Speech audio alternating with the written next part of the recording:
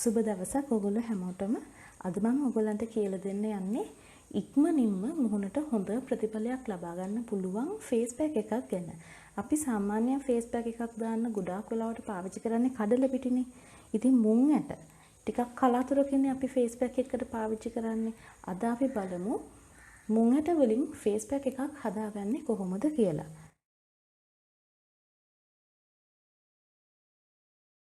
මේක රෑට වතුරේ දාලා උදේට බලනකොට මේක හොඳට පෙඟිලා ඔයගොල්ලන් දන්න එක හරියම සරල දෙයක්. ඉතින් මෙන්න මේ තරම් ඔයගොල්ලන්ට අවශ්‍ය ප්‍රමාණයට මුං ඇට අරගෙන හොඳට වතුර දාලා පොඟවලා උදේට ගන්නකොට හොඳට මේ ටික පෙඟිලා තියෙනවා. ඉතින් මෙන්න මේ ද්‍රව්‍ය සියල්ලම අපිට ඕනේ වෙනවා අපේ ෆේස් පැක් එක හදාගන්න. ඉතින් ඔයගොල්ලන් හිතන්නකෝ අපිට දවස් 2-3ක් ඇතුළත හොඳ පැහැයක් මුණට ගන්න ඕනේ කියලා. ඔන්න මේක හොඳ විසඳුමක් ඔයගොල්ලන්ට. දවස් 2-3ක් ඇතුළත විශේෂ දෙයකට ලෑස්ති වෙන්න තියෙනවා නම් මුං ඇට ෆේස් මාස්ක් එක ඔයගොල්ලන්ට පාවිච්චි කරන්න පුළුවන්. හරිම ලේසි. ඔයගොල්ලන් කරලා බලන්න මැජික් එකක් වගේ ප්‍රතිඵල ඔයගොල්ලන්ට හම්බ වෙනවා. හරි එහෙනම් අපි ඉක්මනටම බලමු මේක කොහොමද හදාගන්නේ කියලා. මෙන්න මේ මුං ඇට රැයක් වතුරේ දාලා පෙඟුනම මේක හොඳට ග්‍රයින්ඩ් කරගෙන තියෙනවා. මම ග්‍රයින්ඩ් කරගෙන ආපෙකම ඔයගොල්ලන්ට පෙන්නන්නම්. මේ තියෙන්නේ මම ග්‍රයින්ඩ් කරගත්තු මගේ මුං ඇට පේස්ට් එක. මේකේ විශේෂම දෙයක් තමයි මම ග්‍රයින්ඩ් කරගද්දී දැන් අපි මේ මුං ඇටවල වතුර අයින් කරලා මුං ඇට ටික විතරනේ අපි ග්‍රයින්ඩර් එකට දාන්නේ. එහෙම දාලා ග්‍රයින්ඩ් කරද්දී අපිට හිතෙනවා මේකට තව වතුර ටිකක් ඕනි කියලා. හොඳට ග්‍රයින්ඩ් වෙන හොඳට පේස්ට් එකක් වගේ හැදෙන්න. අන්න ඒ වෙලාවට වතුර දාගන්නේ නැතුව ඕගොල්ලන් එළකිරි පාවිච්චි කරන්න. එළකිරිත් මේකට අත්‍යවශ්‍යයි. එළකිරි නැත්නම් ප්‍රශ්නයක් නැහැ. හදිසි වෙලාවක අපි මේක හදන නිසා ඕගොල්ලන්ට එළකිරි හොයාගන්න නැත්නම් වතුර දාන්න. ඒකේ කිසිම ගැටලුවක් වෙන්නේ නැහැ. ඉතින් ඕගොල්ලන් නිකන් ඕගොල්ලන් යූෂුවලි මේක දානවා නම් එළකිරි දානවා නම් ඉතින් හොඳ ප්‍රතිඵලයක් ලබා ගන්න පුළුවන්. මෙන්න මේ විදිහට මම හොඳට පේස්ට් එකක් හදාගෙන තියෙනවා.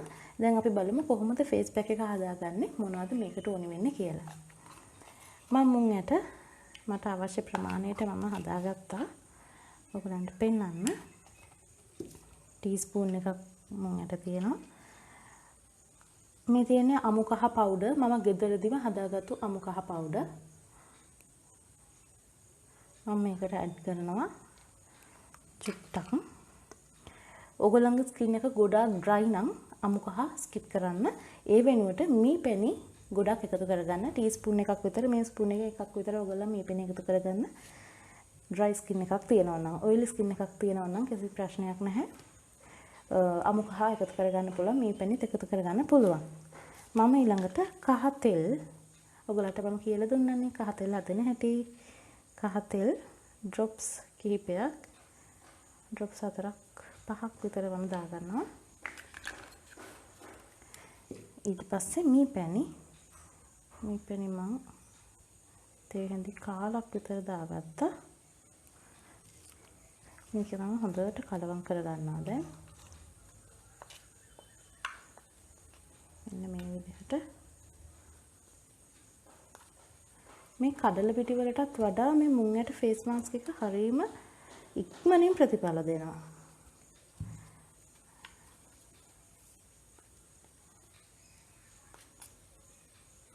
මෙන්න මේ විදිහට කලවම් කරගන්න ඕනේ.